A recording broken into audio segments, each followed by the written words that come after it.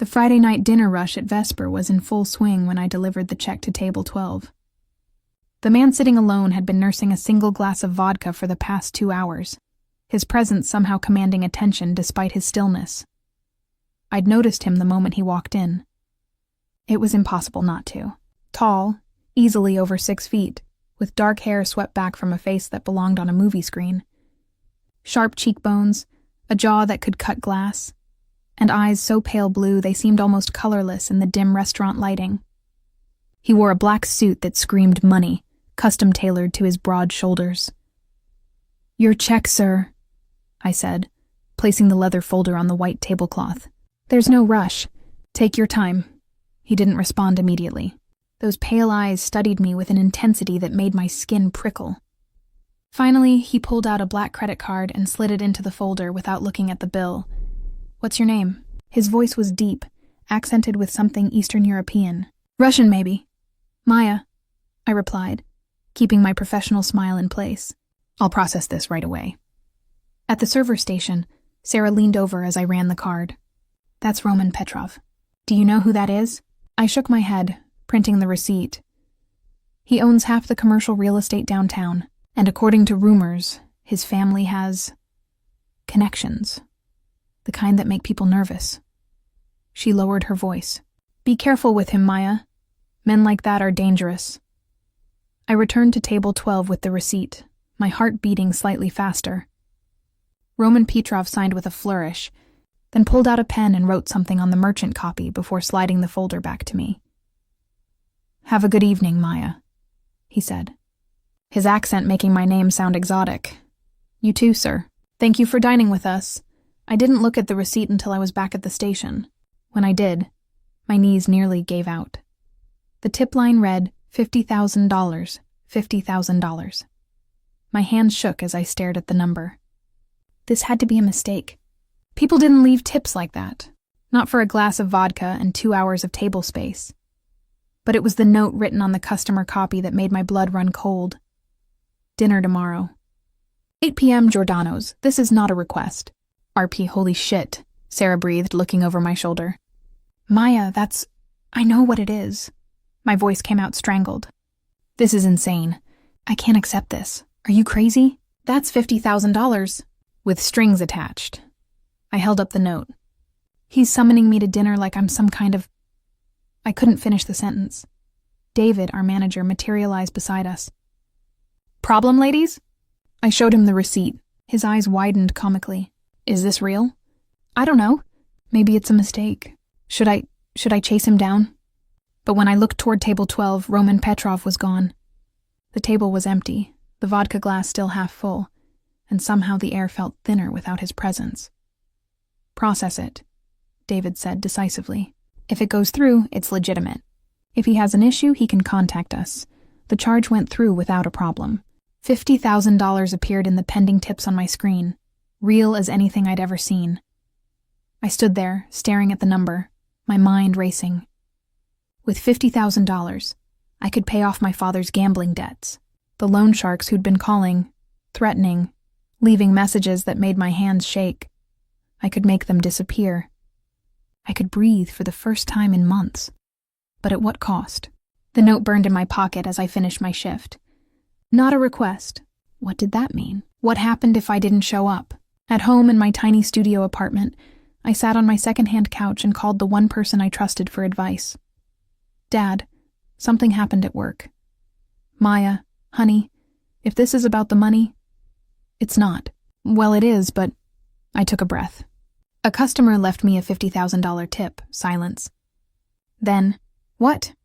I explained the situation, leaving out the part about Roman Petrov's reputation. My father didn't need to know I might be getting involved with someone dangerous.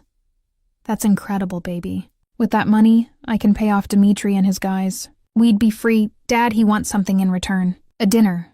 Tomorrow night. So have dinner with him. Maya, this could solve everything. Or it could make things worse." After we hung up, I pulled out my laptop and did what I should have done immediately. I Googled Roman Petrov. What I found made my stomach sink. Roman Petrov, 37, Russian-American businessman and heir to the Petrov family empire. Real estate, shipping, import-export.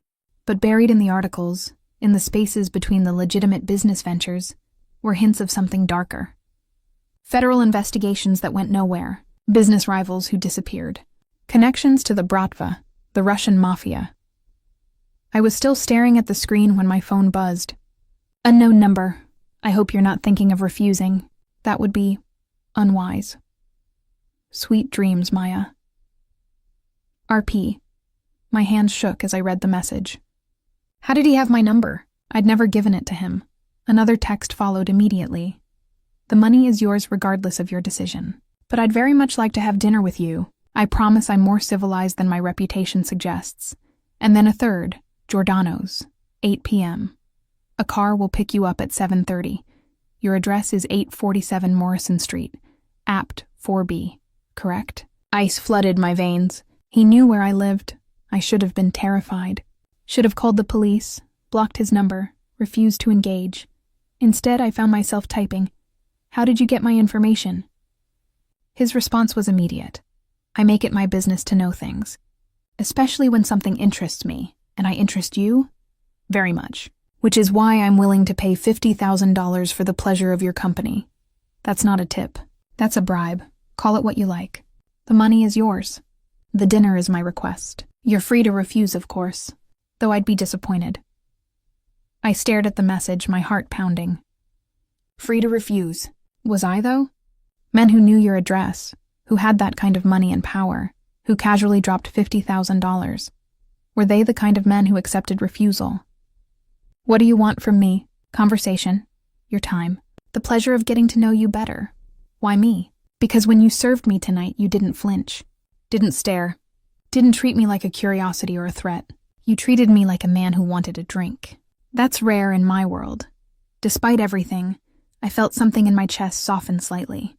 There was a loneliness in those words that resonated with my own. I don't know anything about your world. Good. That makes you refreshing. So tomorrow night, 8 p.m., will you come? I should say no. Should block his number, return the money somehow, pretend this never happened.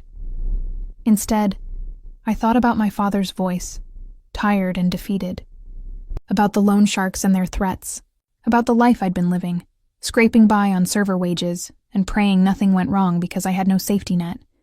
$50,000 could change everything. I'll be there. I typed before I could change my mind. Good. Wear something beautiful, though I suspect you'd be beautiful in anything. This doesn't mean, it means you're having dinner with me. Nothing more, nothing less. Unless you want it to mean more, of course. I don't. We'll see. Good night, Maya Torres. He knew my last name. Of course he did. He probably knew everything about me by now. I lay in bed staring at the ceiling, unable to sleep. What had I just agreed to? Dinner with a man who might be a criminal, who'd tracked down my personal information, who'd casually spent $50,000 like it was pocket change. But there was something else, too. Something I didn't want to acknowledge. When Roman Petrov had looked at me with those pale blue eyes, I'd felt seen, really seen, not as a server or a struggling 25-year-old drowning in her father's debts, but as someone worth noticing. That feeling was almost as dangerous as the man himself. The next day crawled by. I called in sick to my shift at Vesper.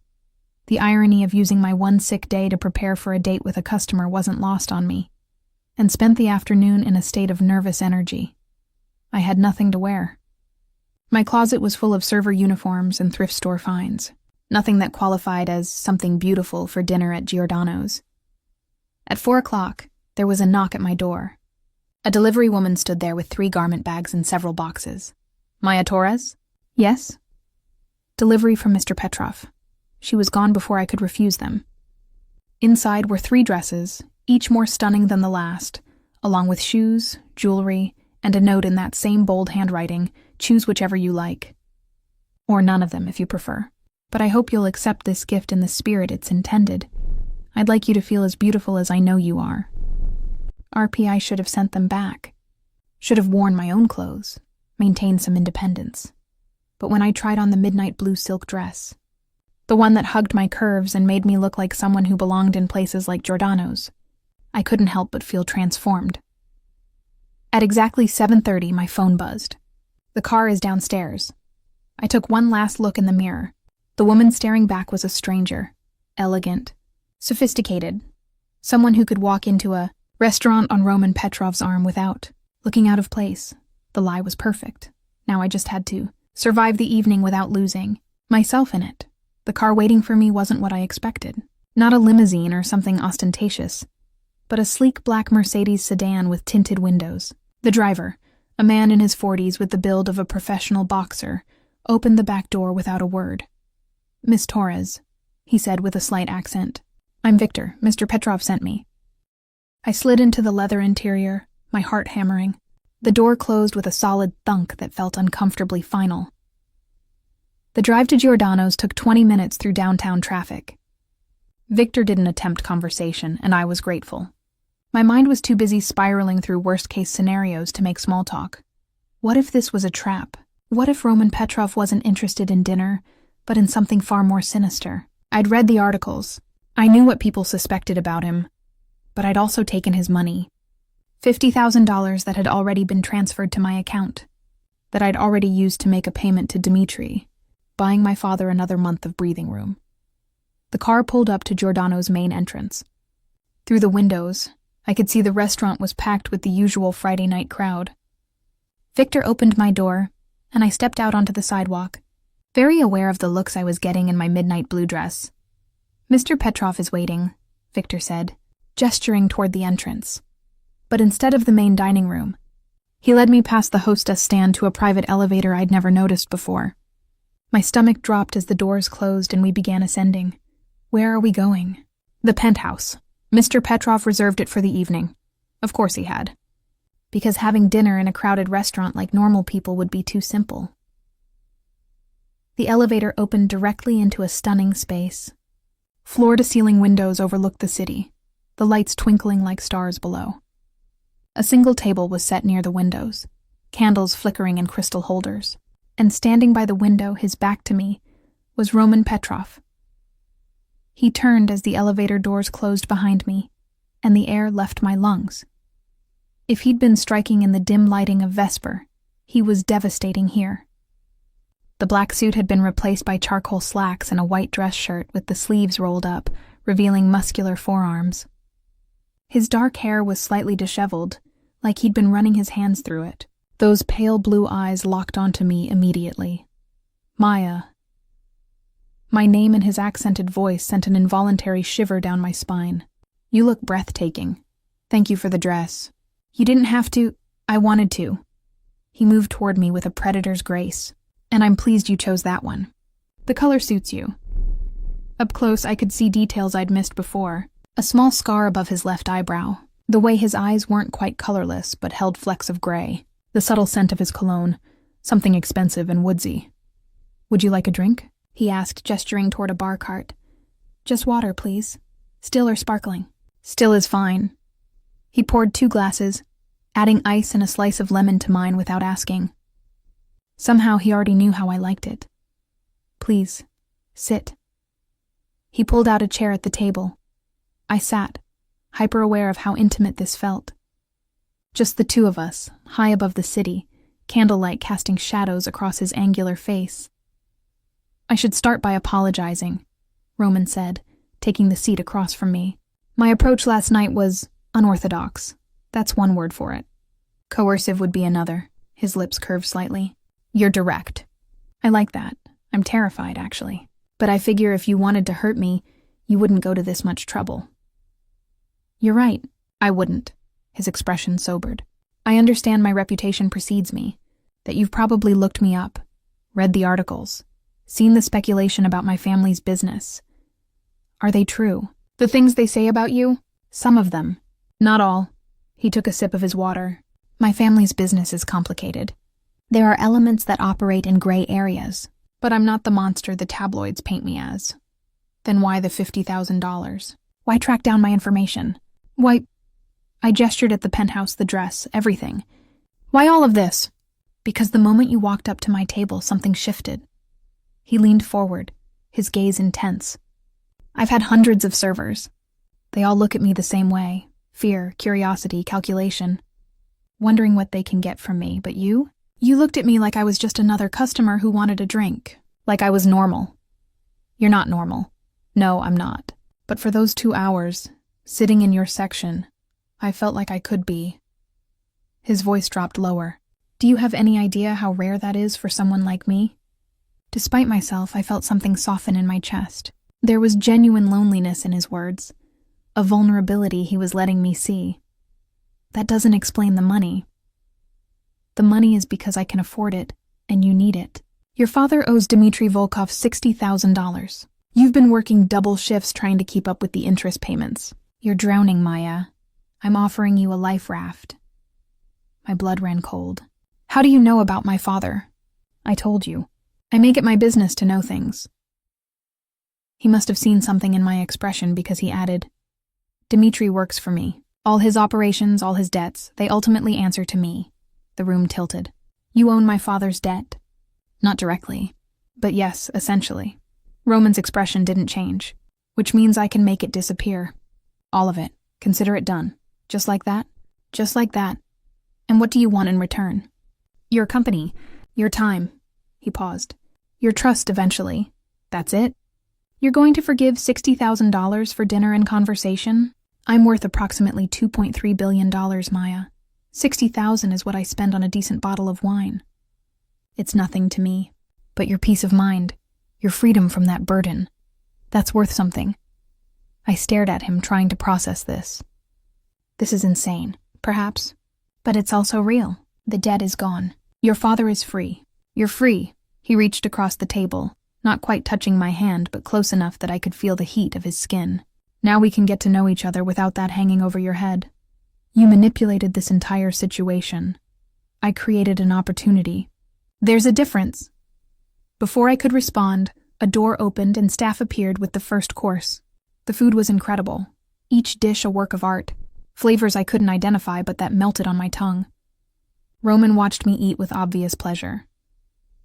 Tell me about yourself, he said between courses, beyond what I could learn from a background check. What do you want to know? Everything. What makes you happy? What do you dream about? I shouldn't have answered. Should have maintained some distance, some self-preservation. But something about the way he looked at me, with genuine interest rather than calculation, made the words spill out. I told him about wanting to go to culinary school, but not being able to afford it. About my mother who died when I was 12. About how I'd taken care of my father, even as he spiraled into gambling addiction. About dreams of opening my own restaurant someday. Something small and intimate where I could create. Roman listened to everything, asking questions, seeming genuinely interested in my answers. And slowly I realized something dangerous was happening. I was starting to like him. Not just attracted to him, though God knew he was devastating to look at, but actually liking him as a person. The way he listened. The way he saw through my defenses to the hopes I kept hidden. The way he made me feel like I mattered. What about you? I asked during dessert. Who is Roman Petrov when he's not being a mysterious billionaire? Something flickered in his eyes. That's a dangerous question. Why? Because if I answer honestly, you'll either run away or fall deeper into this. And I'm not sure which scares me more. Try me. He was quiet for a long moment, studying me like he was making a decision. Finally, he spoke. I'm the oldest son of Mikhail Petrov. My father built an empire, but he built it with blood and violence and fear. I inherited that empire when I was 25. For 12 years, I've been trying to legitimize it, to wash the blood off our name. But there are things I can't escape. Things I've done that I'm not proud of. Like what? Like protecting what's mine with whatever means necessary. Like making examples of people who cross me. Like being the kind of man mothers warn their daughters about. His eyes held mine. I'm not a good man, Maya. I'm trying to be better, but my nature is what it is. Then why pursue me? If you're so dangerous, why drag me into your world? Because you make me want to be the man you see when you look at me. Not the reputation, not the empire, not the violence. Just Roman. A man who wants to have dinner with a beautiful woman and pretend, for one evening, that he's someone worth knowing. The vulnerability in his voice broke something in me. This wasn't manipulation. This was real pain, real loneliness, real longing for connection. "You're worth knowing," I said softly. His hand covered mine on the table, warm and solid. "Don't say that unless you mean it. Because if you give me hope, Maya, I won't be able to let you go." "Is that a threat?" "It's a warning." His thumb traced circles on my palm. "I'm possessive. Obsessive even. When I want something, I don't stop until it's mine. And I want you." I should have been frightened. Instead, I felt heat pool low in my stomach. "What if I don't want to be yours?" "Then I'll do everything in my power to change your mind. But I won't force you. I won't trap you. I'll just make it very difficult for you to imagine being anywhere else." We stared at each other across the candlelit table, the city glittering below us, the air thick with tension and promise and danger. "I should go home," I whispered. "You should. But you don't want to." He was right. God help me, he was right. "Roman, have dinner with me again. Tomorrow night, and the night after that. Let me court you properly. Let me show you who I can be for you." This is moving too fast. Life is short, Maya. I've learned that the hard way. When you find something worth fighting for, you don't waste time. And I'm worth fighting for? You're worth everything. He stood, moving around the table to pull out my chair. "Victor will take you home. But before you go..." He reached into his pocket and pulled out a small box. Inside was a phone. Top of the line, already set up. My number is programmed in. Call me anytime, day or night. And Maya, there's no tracking on this. No monitoring. I'm trusting you to want to talk to me, not forcing you to. I took the phone, our fingers brushing. The contact sent electricity up my arm. "Why are you doing all this?" "Because 12 years ago I stopped believing in anything good. Then you walked up to my table and treated me like a human being. And suddenly I remembered what hope feels like." He walked me to the elevator. Victor was already waiting downstairs. But before the doors closed, Roman leaned in close, his lips nearly brushing my ear. "Sweet dreams, Maya. I'll be thinking of you." The doors closed, and I was descending, my heart racing, my mind spinning. I'd just had dinner with one of the most dangerous men in the city, and I already couldn't wait to see him again. I didn't sleep that night. How could I? My mind kept replaying every moment of dinner. The way Roman had looked at me, the things he'd said, the heat in his pale blue eyes when he'd told me he wanted me. The phone he'd given me sat on my nightstand, silent, but somehow demanding attention. Around 3 a.m., it buzzed. "Are you awake?" My heart jumped. I should ignore it. Should establish boundaries before this thing between us consumed me completely. Instead, I typed, "Yes. I can't stop thinking about you. You saw me 3 hours ago. 3 hours too long." A pause then. "Did I scare you tonight?" With what I said, a little good. You should be scared. I meant every word. I stared at the message, my pulse racing. "Why me, Roman? You could have anyone, I don't want anyone. I want you, the woman who looked at me like I was human. The woman who's brave enough to have dinner with a monster. You're not a monster. You don't know that yet. But you will. And I'm terrified that when you do, you'll run." The vulnerability in his words made my chest ache. "I'm not running. Not yet. Yet, that word is going to haunt me. Then, have lunch with me tomorrow. Somewhere public if it makes you feel safer. A coffee shop. Your choice. Roman, I have to work. Call in sick. I can't just..." "Maya, I own Vesper." David answers to me. "Call in sick." I blinked at my phone. "You own Vesper?" "I own 12 restaurants in this city. Vesper is one of them. So yes, technically you work for me, which is why you can call in sick without consequences. This is insane. This is me trying to spend time with you. Say yes. I should have said no. Should have maintained some normalcy, some part of my life that wasn't being pulled into Roman Petrov's orbit. Yes, but somewhere public. And I choose the place, deal. Text me the address. I'll be there. I chose a small cafe 3 blocks from my apartment. Neutral territory, crowded enough to feel safe. Casual enough that we wouldn't attract attention. Roman arrived exactly on time, somehow managing to look both elegant and approachable in dark jeans and a gray sweater. Heads turned as he walked in. He was impossible not to notice. But he only had eyes for me. "You're wearing your own clothes today," he observed, sliding into the booth across from me. "I like it. Though I also like you in the dresses I sent. These feel more like me. And you want to remind yourself who you are, who you were before I complicated your life. It wasn't a question. He read me too easily, something like that. He ordered coffee, black, and we sat in comfortable silence for a moment. Around us, the cafe buzzed with Saturday morning activity. Students on laptops, couples sharing pastries, the hiss and grind of the espresso machine. "This is nice," Roman said finally. "Normal. Is that something you get much of? Normal? Never. My life is boardrooms and backroom deals and managing people who'd kill me if they thought they could get away with it." He took a sip of coffee. "This? Sitting in a cafe with a beautiful woman, pretending to be just another customer? It's the most normal I've felt in 12 years. Since you took over from your father. Since I stopped being Mikhail's son and became Roman Petrov, head of the Petrov Empire." His expression darkened. "My father was brutal, Maya. Effective but brutal. When I inherited, people expected me to be the same. Softer, they said, meant weaker. So you had to prove them wrong. I had to do things." He stopped, jaw tightening. "Things I can't take back. Things that ensured no one would ever question my authority again. Do you regret it?" "Every day. But I'd do it again if I had to. Because the alternative was watching everything my father built crumble.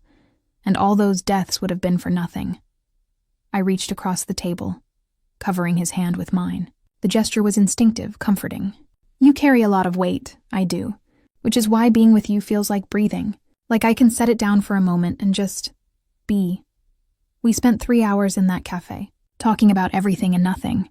He told me about growing up in Moscow, about his mother who still lived there, about learning English from American movies. I told him about my dreams of culinary school, about the restaurant I wanted to open someday. "What would you call it?" he asked. "I don't know. Something simple, personal." "Maya's." He said it like it was already real. "I'd eat there every night. You'd get bored of my cooking." Impossible. His eyes held mine. "Besides, I wouldn't be there for the food. I'd be there for you." Heat flooded my cheeks. "You can't just say things like that." "Why not?" "They're true." He signaled for the check, but I stopped him. "Let me pay. I want to buy you coffee." Something shifted in his expression. Surprise, pleasure, something deeper. "You want to buy me coffee?" "Yes. Is that a problem?" "No one's bought me anything in years. Everything is always provided, expected, transactional." He smiled, and it transformed his face from intimidating to breathtaking. "I'd be honored if you bought me coffee, Maya Torres." When we left the cafe, Roman's car was waiting. But instead of getting in, he turned to me. "Walk with me?" We walked through the neighborhood, his hands in his pockets, my arms wrapped around myself against the autumn chill. It should have felt strange, this powerful man strolling through my modest neighborhood like it was the most natural thing in the world. Instead, it felt right. "I have to go to a business dinner tonight," he said eventually. "Boring corporate merger discussion. Lots of posturing and expensive wine. Sounds thrilling. It's torture. But I'd like you to come with me." I stopped walking. "Roman, I can't go to a business dinner with you. I don't know anything about corporate. I don't need you there for business expertise. I need you there because spending 3 hours listening to men talk about profit margins without you, there might actually kill me." He turned to face me. "Please, I'll send a car, provide a dress, everything you need. Just come. I don't belong in that world. You belong wherever I say you belong, and I say you belong at my side." His hand came up to cup my face. "Let me show you off, Maya. Let me walk into that room with you on my arm and remind myself why I put up with all of it." The intensity in his gaze made it hard to breathe. "This is moving too fast. Then tell me to slow down. Tell me you need space, time, distance. I'll listen. I swear I'll listen." But I didn't want space. That was the terrifying part. 3 days ago, Roman Petrov was a stranger. Now, standing on the sidewalk with his hand on my face, I couldn't imagine not seeing him. "Okay," I whispered. "I'll come." His smile was blinding. "Thank you." He kissed my forehead. Chaste, gentle, but the contact sent electricity through my entire body. When he pulled back, his eyes had darkened. "I should go before I do something inappropriate on a public sidewalk." "Like what?" "Like kiss you properly. Like showing everyone watching that you're mine. His voice dropped to a rough whisper, like making it very clear that anyone who even thinks about touching you will answer to me. I'm not yours, Roman. Not yet. But you will be. It wasn't arrogance. It was certainty. The car will pick you up at 6. Wear the red dress. He was gone before I could argue, sliding into his car and disappearing into traffic. I stood there, my heart racing, my skin still tingling where he'd touched me. I was in so much trouble. That evening, I stood in front of my mirror wearing the red dress Roman had sent.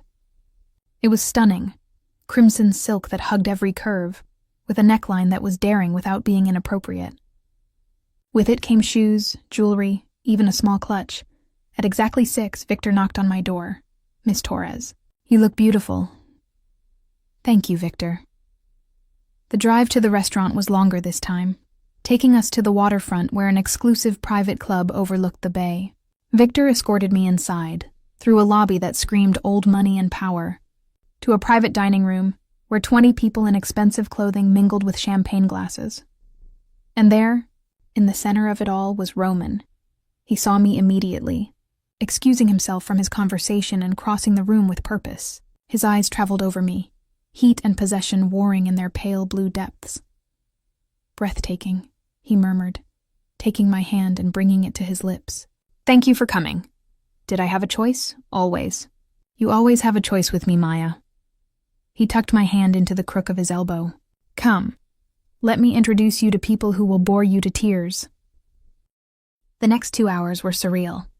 Roman introduced me as my Maya, a possessive that should have annoyed me but instead sent a thrill down my spine.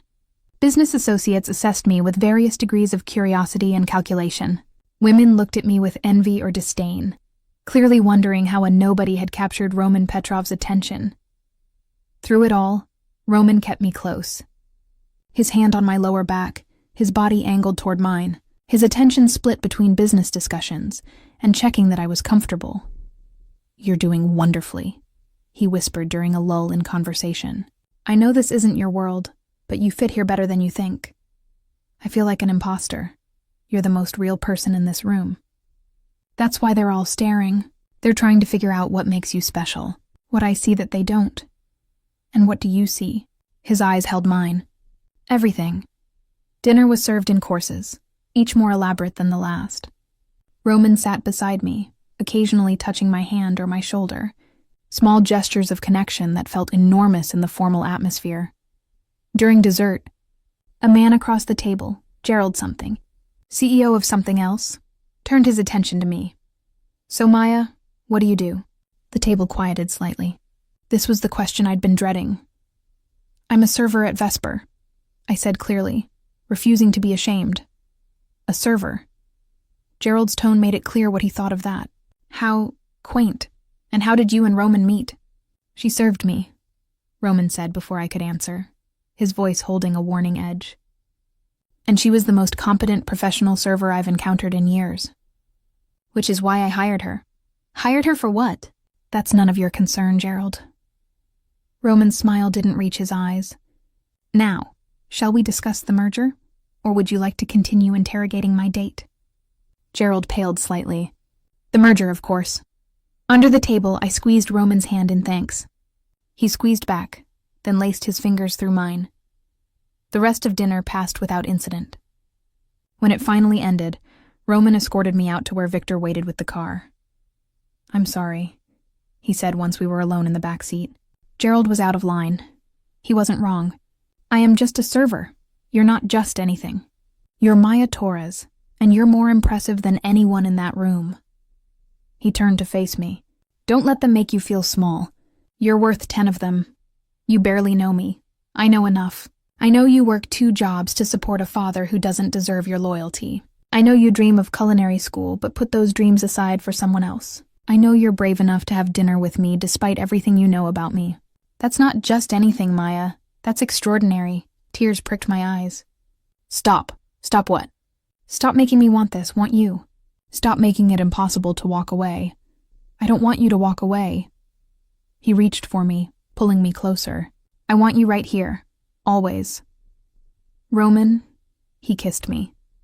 Not the chaste forehead kiss from earlier, but a real kiss.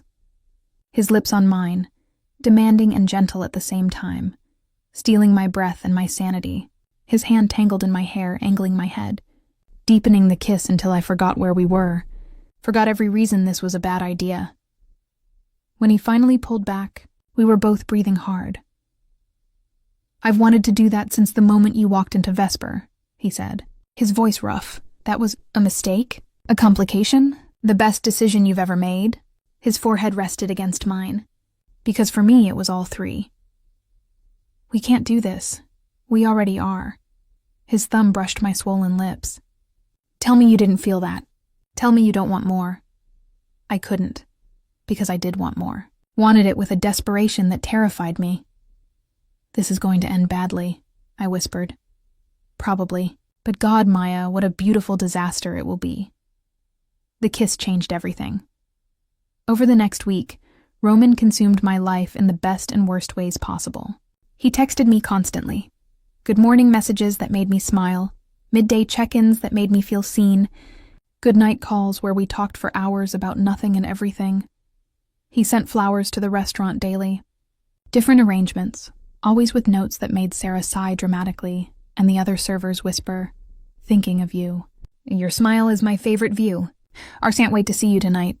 Because I saw him every night. Sometimes for dinner at exclusive restaurants where he reserved entire sections for privacy. Sometimes for walks through the city where he held my hand like it was the most natural thing in the world. Once, memorably, for pizza in my apartment where he sat on my second-hand couch and looked more at home than he had any right to. "This is nice," he'd said, looking around at my tiny studio with genuine appreciation. "Cozy. It's a shoebox. It's yours. That makes it better than my penthouse." He'd pulled me down beside him, wrapping an arm around my shoulders. "I like seeing where you live. How you live. Why? Because I'm trying to know every part of you. The public Maya who serves tables with a smile. The private Maya who eats cereal for dinner and watches cooking shows at midnight. The real Maya underneath all the masks. And if the real Maya is disappointing, impossible." He'd kissed my temple. "But I appreciate that you're still scared of letting me in completely. It means when you finally do, it'll mean something." Now, exactly 8 days after that first dinner, I stood in my apartment getting ready for what Roman had mysteriously called a surprise. The dress he'd sent this time was different, less formal than the others. A soft ivory cashmere sweater dress that felt like being wrapped in a cloud. My phone buzzed. "The car is downstairs. Bring a jacket. We're going somewhere special." Victor drove us out of the city, into the countryside as the sun began setting. I watched the urban landscape give way to rolling hills and autumn forests, curiosity building with every mile. "Where are we going?" Victor's eyes met mine in the rearview mirror. Mr. Petrov wanted it to be a surprise. 40 minutes later, we turned down a private road that led to a stunning property overlooking a lake. Not a mansion exactly, but a beautiful modern home with floor-to-ceiling windows that reflected the sunset. Roman waited on the steps, dressed casually in dark jeans and a charcoal sweater. When Victor opened my door, Roman's face lit up in a way that made my heart stutter. "You came. You're very persuasive." I took his offered hand. "What is this place?" "Mine. One of the few properties I actually live in occasionally when I need to escape the city." He guided me toward the house. "I wanted to bring you somewhere we could be completely alone. No restaurants, no crowds, no business associates judging whether you belong." Inside was even more beautiful than the exterior. Warm wood tones, comfortable furniture, art that actually looked lived with rather than collected. Through the windows, the lake reflected the dying sun in shades of gold and crimson. "Roman, this is home," he finished, "or as close as I get to one. I had the chef prepare dinner. Nothing fancy, just good food. And I thought we could talk. Really talk. No interruptions. We ate on the terrace overlooking the lake. Simple pasta, fresh bread, a salad that tasted like summer despite the autumn chill. And we talked. Roman told me about his childhood in Moscow, about the violence he'd witnessed, about his mother's desperate attempts to give him and his sisters normalcy in a world that had none, about the day his father brought him into the family business at 17, and how he'd had to choose between honor and survival. I told him about my mother's death, about holding her hand as cancer stole her away, about promising to take care of my father, and how that promise had slowly consumed my own life, about the guilt I felt for resenting him, for wanting my own future instead of being trapped in his debts. "You're allowed to want your own life," Roman said, reaching across the table to take my hand. "Loyalty to family is admirable, but not when it destroys you," says the man who took over his father's empire at 25. Exactly. I know what it costs to sacrifice yourself for family obligation, and I wouldn't wish it on anyone, especially you. His thumb traced patterns on my palm. "Maya, I meant what I said. The debt is gone. Your father is free. You don't owe him anything anymore. It's not that simple. It is. You just have to let it be." After dinner, we moved to the living room where a fire crackled in the stone fireplace. Roman poured us wine and we sat on the couch, close but not touching, the air between us charged with possibility. "I have a confession," he said after a long silence. "Should I be worried? Maybe." He turned to face me fully. "I didn't bring you here just to talk. I brought you here because I'm trying very hard to be a gentleman, and the city makes that impossible." "A gentleman?" In the city there are eyes everywhere.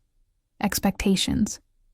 People who would love to see me make a mistake, show weakness, give them ammunition. His hand found my face, cupping my cheek. "Here, there's no one, just us. And the truth is, Maya, I don't want to be a gentleman anymore. I want to be the man who gets to kiss you without worrying about who's watching, who gets to hold you without calculating how it will look, who gets to just feel." My breath caught. "Roman, I'm not asking for anything you're not ready to give, but I need you to understand. Every moment I spend with you, every conversation, every touch, it's getting harder to maintain control. You're under my skin in a way no one has ever been. Is that a bad thing? It's terrifying, because if you leave, if you decide this is too much, it will break something in me I didn't know could still break." I should have been scared by the intensity in his voice. Instead, I felt powerful. This man, who commanded empires and made grown men fear him, was vulnerable before me. "I'm not leaving," I whispered. "Promise me." His forehead touched mine. "Promise me you won't run when things get complicated." "Because they will, Maya. My life is messy and dangerous and full of things I can't protect you from. But I'll try. God, I'll try so hard to keep you safe. I promise. For now, I promise." He kissed me then, and it was different from the kiss in the car. Slower, deeper, more deliberate. Like he was trying to memorize me, to imprint himself on my soul the way he'd already claimed my heart. When he pulled back, his eyes were dark with desire.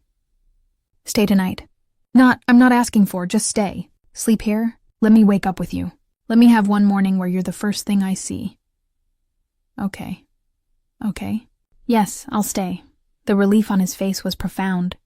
He showed me to a guest room, respecting my space even as I saw the longing in his eyes, and said goodnight with a kiss that promised more.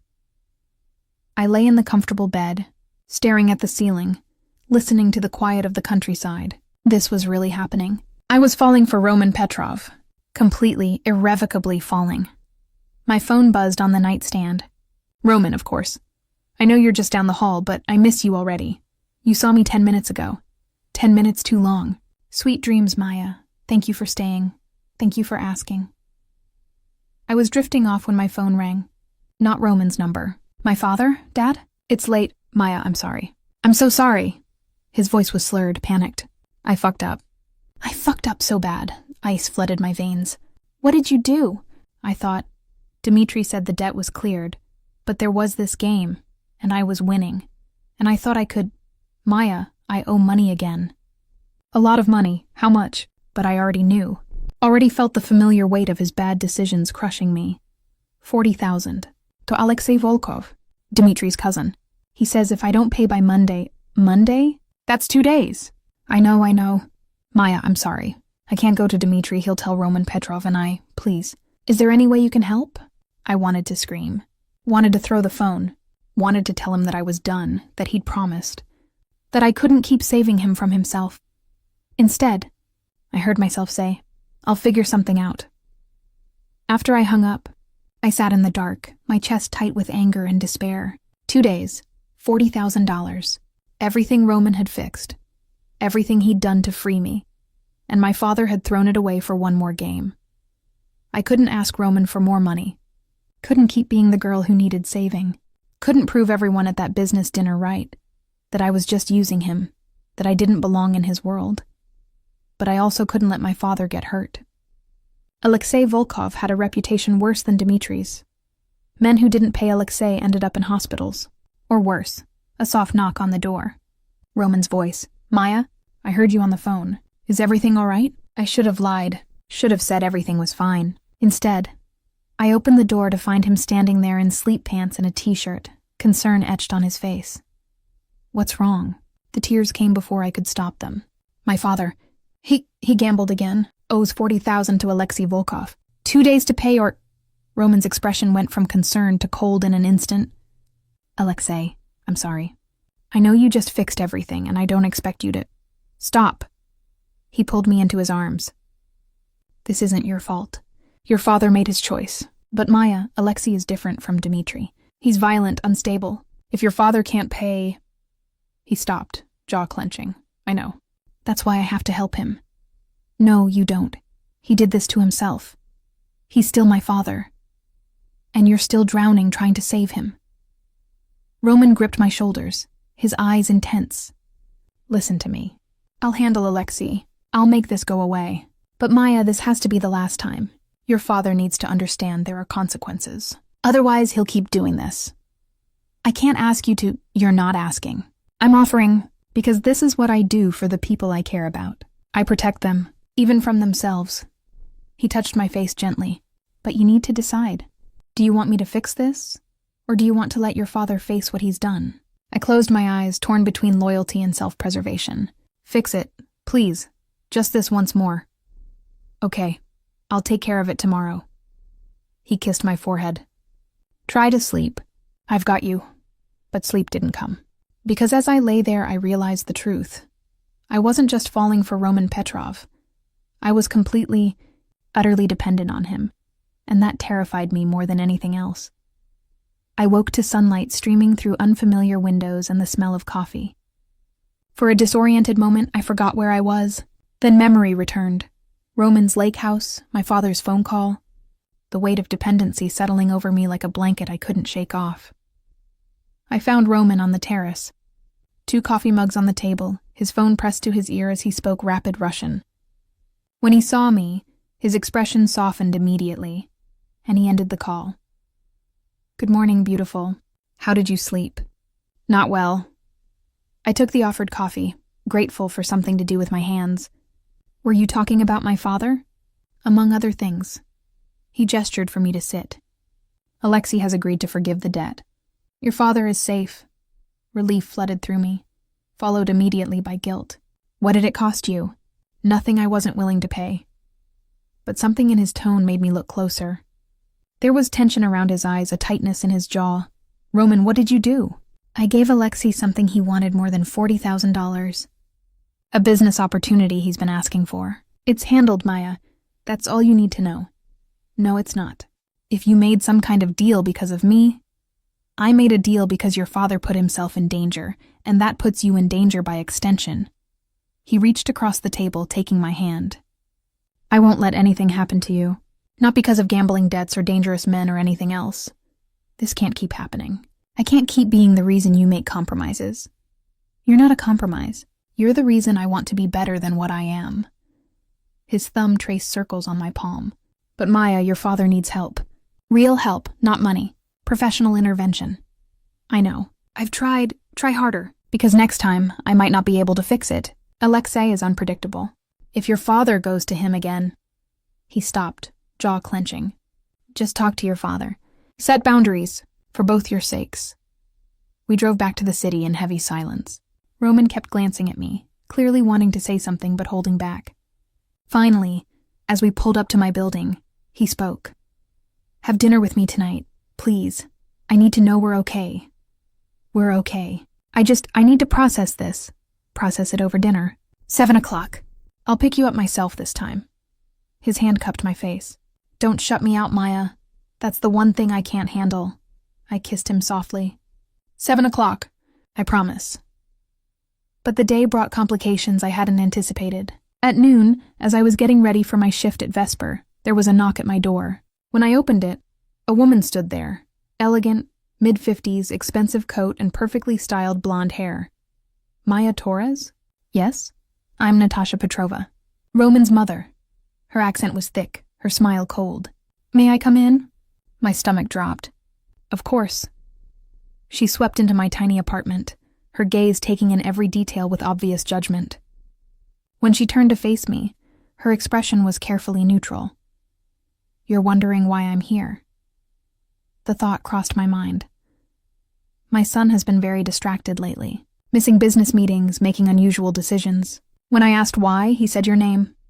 She moved closer. So I wanted to see for myself what kind of woman could have such an effect on Roman Petrov. I'm not trying to have an effect on anyone. No? Then what are you doing? Because from where I stand, it looks like you're using my son's feelings to extract money and favors. The accusation stung because part of me feared it was true. I didn't ask for any of this. But you accepted it. The money, the gifts, the help with your father's debts. She pulled out her phone, showing me a bank statement. $110,000 in the past 2 weeks.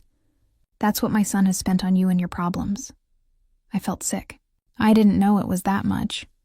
Of course you didn't. Because you didn't ask. You just took. Her expression hardened. I've seen women like you before.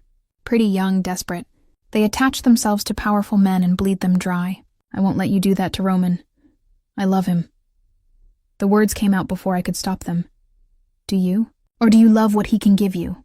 She moved to the door. Here's what's going to happen. You're going to end this relationship. Tonight. You'll tell Roman you can't see him anymore. In return, I'll make sure your father's remaining debts are cleared. And I'll set up a trust fund for you. $200,000. Enough to start over. Go to culinary school. Build the life you want. You're trying to buy me off. I'm offering you a future that doesn't involve destroying my son. Her voice softened slightly. Maya, I'm not a monster. I understand you have feelings for him. But Roman's world is dangerous. The deal he made with Alexei? It's already causing problems. Enemies are circling, sensing weakness. If you really love him, you'll protect him by walking away. What kind of problems? The kind that get people killed. Roman gave Alexei access to one of our shipping routes. That route was promised to someone else. Viktor Kozlov. And Viktor is not someone who forgives broken promises. My blood ran cold. Roman didn't tell me that.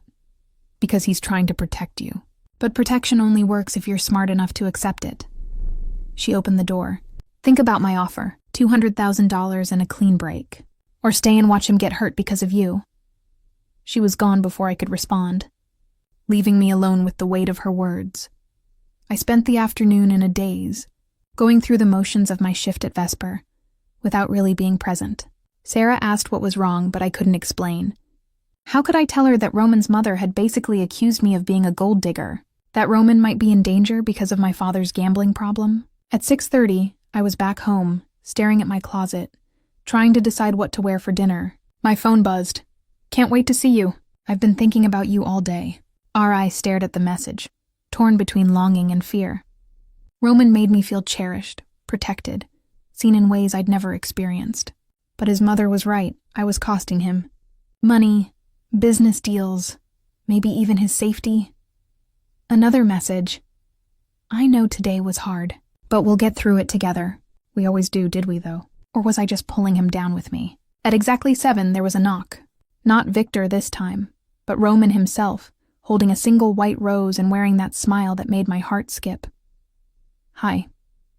He stepped inside, pulling me into his arms. God, I missed you. You saw me this morning. Hours ago. That's too long. He kissed me softly. You look beautiful. I'm not even dressed yet for dinner. Then we'll stay in. Order takeout. I don't care where we are as long as I'm with you. His hand cupped my face. Maya, what's wrong? You seem distant. Your mother came to see me today? His expression went carefully blank. What did she say? That I'm using you. That I'm costing you money and making you weak. That you're in danger because of the deal you made with Alexei. I pulled back slightly. Roman, is Viktor Kozlov going to come after you? He was quiet for a long moment. Finally he sighed. Possibly. The shipping route I gave Alexei was supposed to go to Viktor, He's not happy about it, because of me, because of my father, because I made a choice. That's on me, not you. But I'm the reason you had to make that choice. My voice rose. Roman, your mother offered me $200,000 to walk away, to end this before I destroy you. Something flickered in his eyes. Hurt, anger, something darker. And are you considering it? I don't know. I don't know what the right answer is anymore. Tears burned my eyes. I love you, but loving you is putting you in danger. How is that fair? Life isn't fair. Love isn't fair. But it's real. He gripped my shoulders. Maya, listen to me. I've been in danger my entire adult life. That's the price of the empire my father built. Viktor Kozlov is just one more threat in a long line of threats. He's not your fault, but no buts. You don't get to take responsibility for my choices. I chose to help your father. I chose to make that deal with Alexei. I chose you. All of it was my decision. What if I'm not worth it? I whispered. What if your mother is right and I'm just dragging you down? Then let me drown. His voice was fierce. Let me drown loving you rather than survive alone. Because that's what my life was before you. Survival, not living. Just existing in a world of violence and power and emptiness. You made me remember what hope feels like. What joy feels like. I'm not giving that up. Roman, his phone rang. He ignored it. It rang again, insistent. Answer it, I said quietly. He did, his expression darkening as he listened. When? A pause. Where is he now? Another pause. I'm on my way.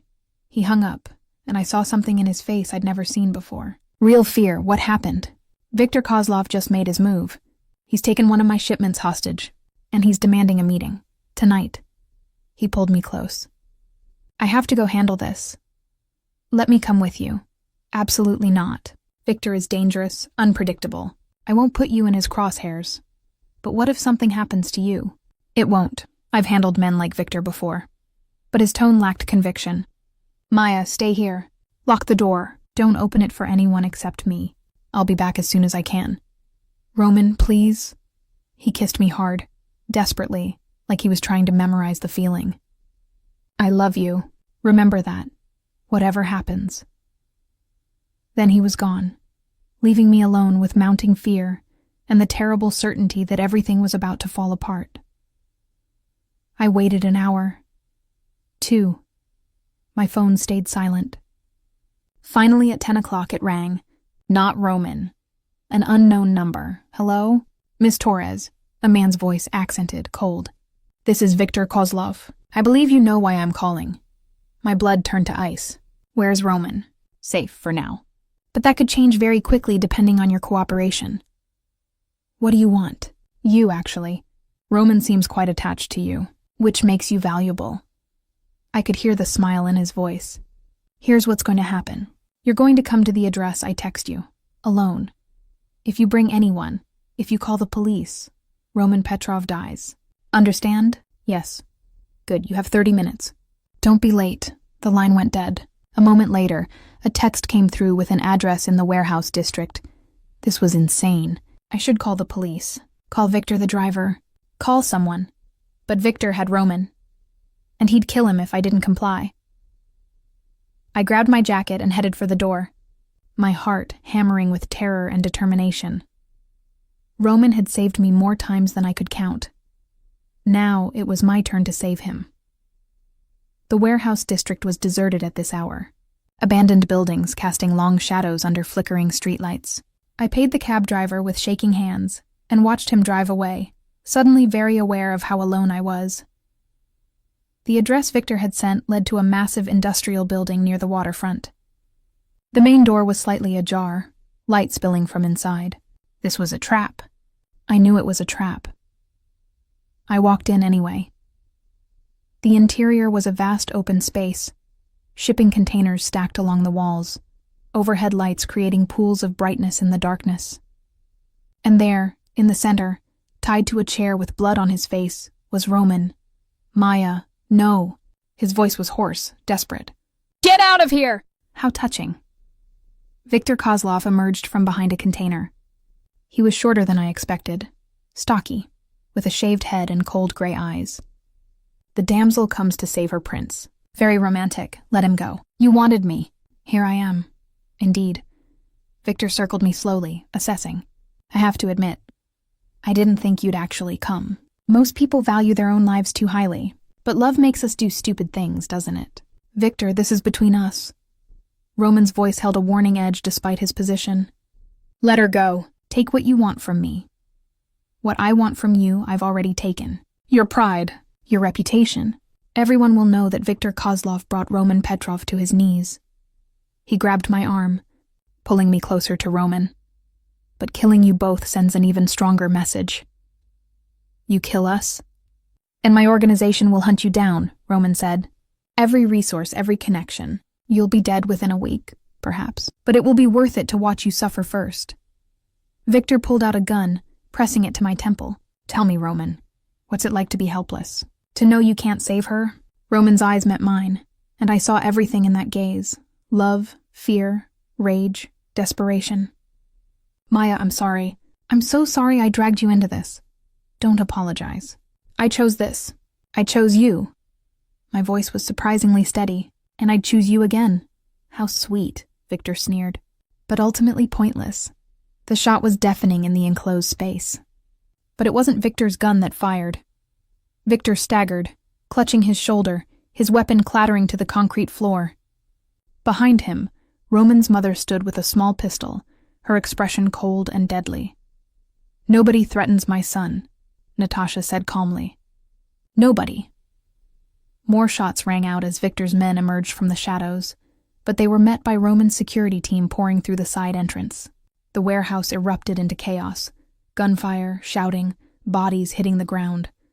I dove for Roman, working frantically at his restraints. Are you okay? Your face, and I'm fine. Maya, get down! Something hot grazed my shoulder, spinning me around. Pain exploded through my arm, and I realized with distant shock that I'd been shot. Maya. Roman broke free of the last restraint, catching me as I stumbled. No, stay with me. It's not that bad, I managed, though blood was soaking through my jacket. Just graze me. You're shot. You're fucking shot because of me. His voice cracked. I'm alive. We're both alive. That's what matters. I cupped his bloodied face. I love you. Even if your mother hates me. Even if this is insane. I love you. My mother doesn't hate you. Natasha appeared beside us, her gun still in hand, looking more like a Mafia queen than a concerned mother. She tested you, and you passed. Tested me? The pain was making everything fuzzy. I needed to know if you were with my son for his money or for him. If you'd take my offer and run, or if you'd fight for him. She knelt down, examining my wound with practiced efficiency. You fought. You came here alone to save him, knowing you'd probably die. That's not something a gold digger does. You set this up. Roman's voice was dangerous. No, I didn't set up Victor's attack. That was real. But I made sure we had people watching. Made sure Maya's cab was followed. Made sure we could get here in time. She met her son's eyes. You love her. Truly love her. I needed to be certain she felt the same. By nearly getting her killed? By seeing what she'd sacrifice for you? Natasha's expression softened slightly. Welcome to the family, Maya Torres. You're braver than I gave you credit for. The next hours were a blur of paramedics, police statements, and finally, a private hospital room where a doctor stitched my shoulder while Roman paced like a caged animal. Stop moving, I told him once we were alone. You're making me nervous. You were shot.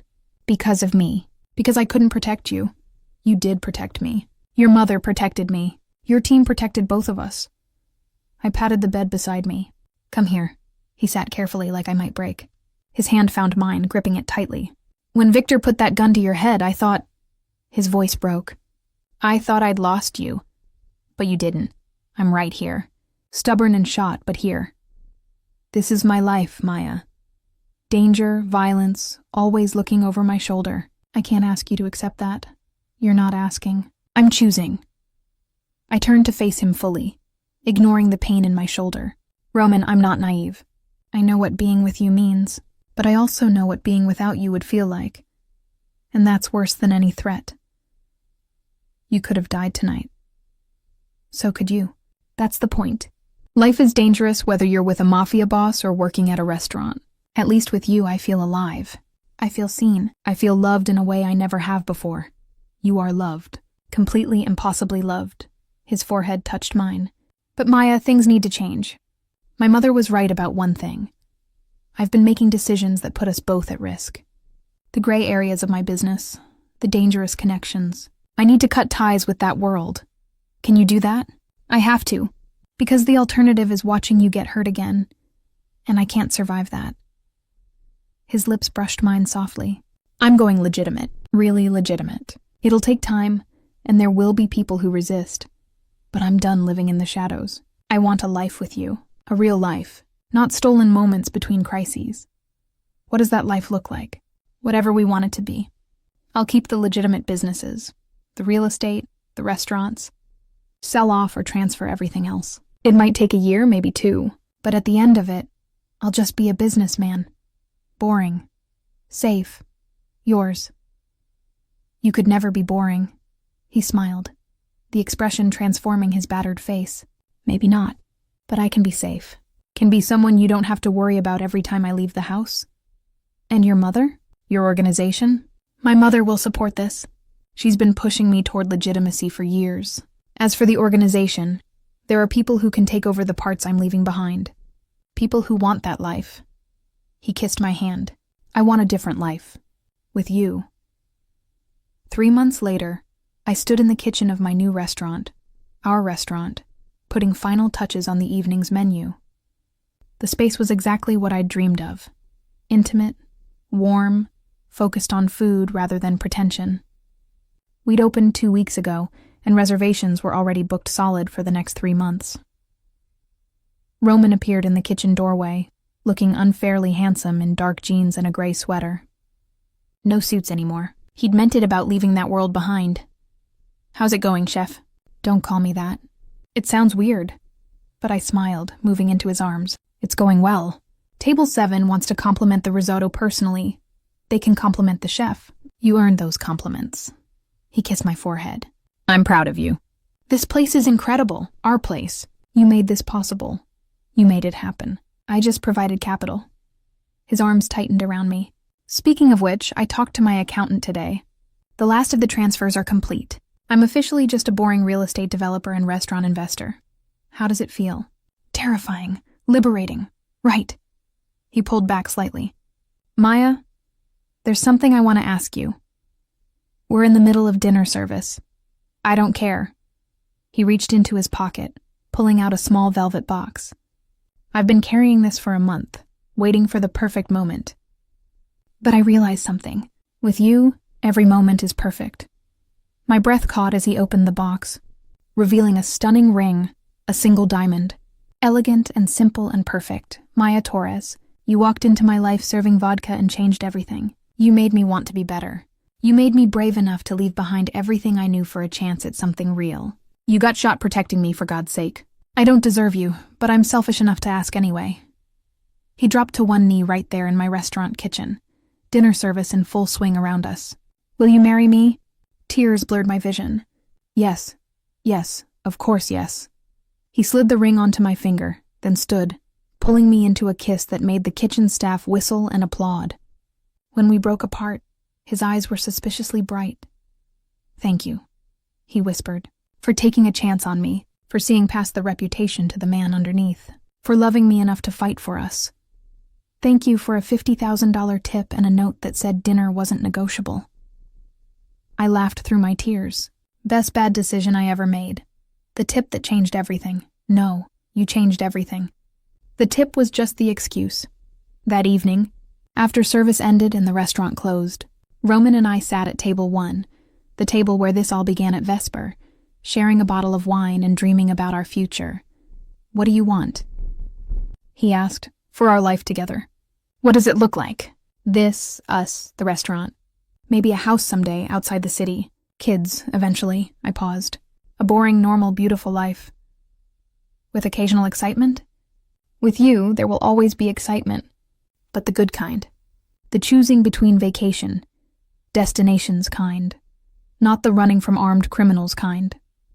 I can work with that. He raised his glass. To boring lives and beautiful women who make them worth living.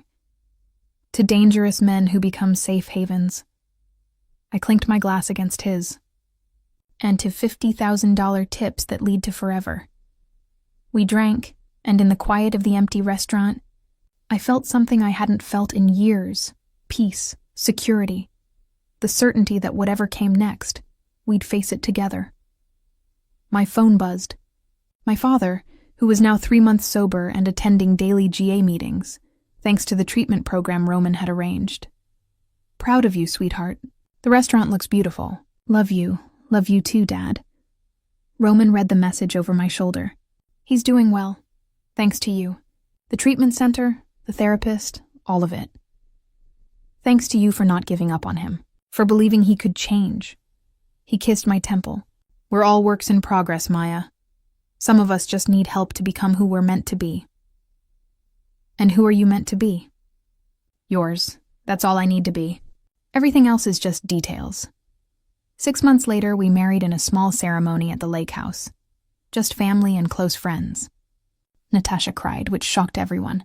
My father walked me down the aisle, sober and proud, and Roman, standing at the makeshift altar with tears in his eyes, looked at me like I was the only person in the world.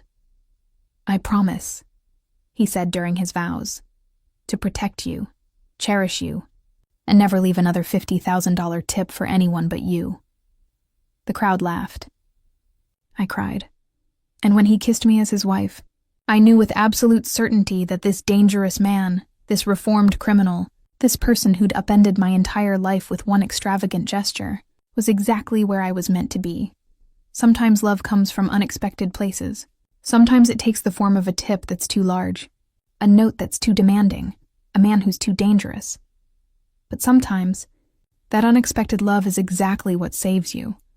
Not from financial ruin or dangerous situations, though Roman had certainly done that, but from a life half-lived. From settling. From never knowing what it feels like to be loved completely, possessively, eternally by someone who sees all of you and chooses you anyway. As we drove away from our wedding reception, Roman's hand in mine, our future stretching bright before us, I thought about that night at Vesper. The night a stranger sat at my table and changed my life with a piece of paper and a command. Dinner tomorrow, 8 p.m. This is not a request. It had seemed like a threat then, an invasion, a dangerous game I was foolish to play. Now I knew the truth. It was an invitation to the rest of my life, and I wouldn't change a single moment of it.